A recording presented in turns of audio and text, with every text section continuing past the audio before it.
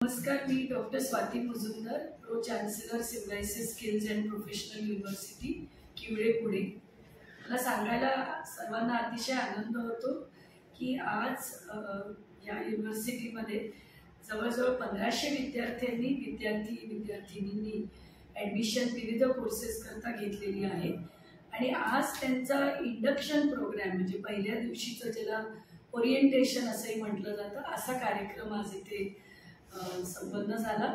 या कार्यक्रमामध्ये श्री सुशील हे vice president global Tata technologies या जागतिक दर्जाच्या कंपनीचे व्हाईस प्रेसिडेंट प्रमुख पाहुणे म्हणून होते. त्याचबरोबर ब्रिगेडियर वीरेश हे डायरेक्टर RTN सदर्न कमांड हेडक्वार्टर्सचे गेस्ट ऑफ ऑनर होते. आणि आज विशेष आनंद सांगायला असा होतो की आजच्या कार्यक्रमामध्ये आम्ही मुद्दाम या विद्यापीठाच्या 2 ॲलमनायना बोलवलं होतं. हे दोघेही विद्यार्थी आमच्या युनिव्हर्सिटीतनं 3-4 वर्षापूर्वी पासआउट झाले आणि त्यांच्या भाषणातून अनेक विद्यार्थ्यांना प्रेरणा मिळावी या उद्देशाने आम्ही या 2 ॲलमनायला इथे बोलवलं होतं. एक ॲलमनायची स्वतःची इलेक्ट्रिक व्हेकलच्या रिलेटेड कंपनी आहे, तर दुसरा एका मोठ्या मॅनेजेरियल पदावर ब्लू डार्ट DHA या कंपनीमध्ये जॉब करत आहे. आज हा कार्यक्रम खूप सुरळीत पार पडला. विद्यार्थी व तसेच त्यांचे पालक देखील मोठ्या प्रमाणात इथे उपस्थित होते. जवळजवळ टोटली 2200 लोक आज या कार्यक्रमामध्ये सहभागी झाले आणि आज दिवसभर या विद्यार्थ्यांना कौशल्य विकासाचं महत्त्व तसंच ही स्किल युनिव्हर्सिटी कशी वेगळी आहे आणि इथे जे शिक्षण व प्रशिक्षण दिलं जातं त्याच्यातनं विद्यार्थ्यांना पुढे जाऊन ग्रॅज्युएशन नंतर कशा चांगल्या नोकऱ्या मिळतील, त्याच्यासाठी करिअर गायडन्स कसा दिला जाईल, प्रॅक्टिकल ट्रेनिंग कसे दिले जाईल, तसेच आम्ही इथे जे state of the art laboratories आणि सेंटर्स ऑफ एक्सलन्स तयार केलेले आहेत तिथे कशा प्रकारचं प्रशिक्षण त्यांना दिलं जाईल ह्याची टूर देखील विद्यार्थ्यांकरता आम्ही अरेंज केलेली आहे.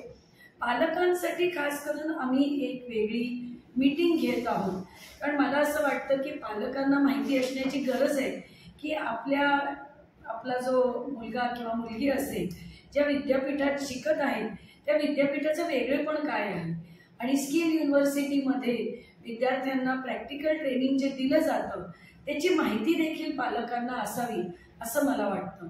त्याचबरोबर ज्या इंडस्ट्रीजशी आमचा टायअप आहे त्याच्यातली अनेक इंडस्ट्री चॅम्पियन्स आज या कार्यक्रमाला उपस्थित होते.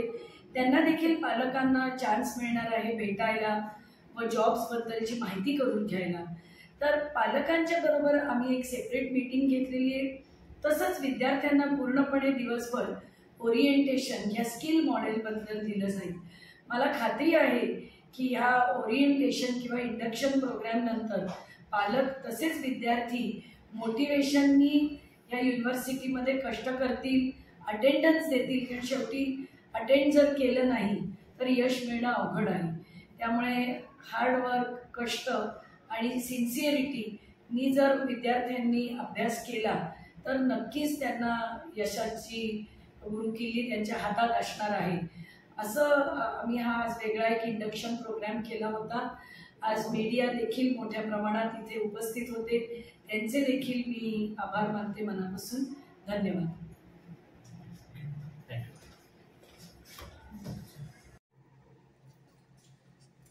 नमस्कार, माझं नाव अथर्व राहुल राजे. मी सिम्बॉयसिस स्किल्स अँड प्रोफेशनल युनिव्हर्सिटीचा विद्यार्थी आहे. मी 2021चा पासआउट आहे आणि ह्या सिम्बॉयसिसमध्ये मी BTech ऑटोमोबाईल इंजिनिअरिंग ह्या कोर्स फील्डमध्ये मी माझी डिग्री ही जी आहे BTechची घेतली आहे. आता माझी स्वतःची जर जर्नी रिगार्डिंग म्हणू शकतो आपण की मी कसं माझी कंपनीपर्यंत म्हणजे फॉर्म केली किंवा मी का मला असं मोटिवेशन मिळालं की कंपनी फॉर्म केली पाहिजे किंवा काय, तर मी कॉलेजला असताना एक प्रोजेक्ट केला होता, ज्याचा इलेक्ट्रिक हायब्रिड पेट्रोल बाईक मी बनवली होती 2019ला. आणि त्याच्यामध्ये ईव्ही डोमेनमध्ये असल्यामुळे मला ईव्हीचा खूप रस आला की ईव्ही मध्ये आपण पुढे काहीतरी चांगलं करू शकतो. आणि हे करताना एक स्वतःचा इनर कॉन्फिडन्स पण वाढला की अच्छा ईव्ही मध्ये आपण करू शकतो. आपण ईव्ही चार्जिंग स्टेशन पुढे जाऊन आपण मॅन्युफॅक्चर करू शकतो और व्हाईट लेबल करू शकतो जे काही. मग ईव्हीचा प्रोफाईल असल्यामुळे बऱ्याचशा मोठ्या कंपन्यांनी माझ्याशी हात मिळवला की नाही तुमचं प्रोफाईल डोमेन आणि पुणेचा बेस, मी पुण्याचा असल्यामुळे पुणे बेस बेसिकली माझं सेटअप असल्यामुळे कंपनीचा मी कंपनी फॉर्म केली एर्गिओ प्रायव्हेट लिमिटेड ARGIO, ज्याचं नाव आहे Atharva Raje group of industries and organisation. तर याच्यामध्ये मी IT पासून सुरुवात केली. मला ITतला कोडिंगचा C येत नाही, पण मी त्याच्यामध्ये पण कामं घेतली आणि ईव्ही स्टेशन्स मग रस होता म्हणून ईव्ही स्टेशन्स मध्ये पण मी मॅन्युफॅक्चरिंग स्टार्ट केलं. आज माझं रिसेंट सक्सेस स्टोरी मध्ये लास्ट मंथ मध्ये मला एका मोठ्या दिग्गज बिल्डरनी मला ऑर्डर दिली आणि ज्याचं सेल व्हॅल्यू अराउंड 18 lakhs होती.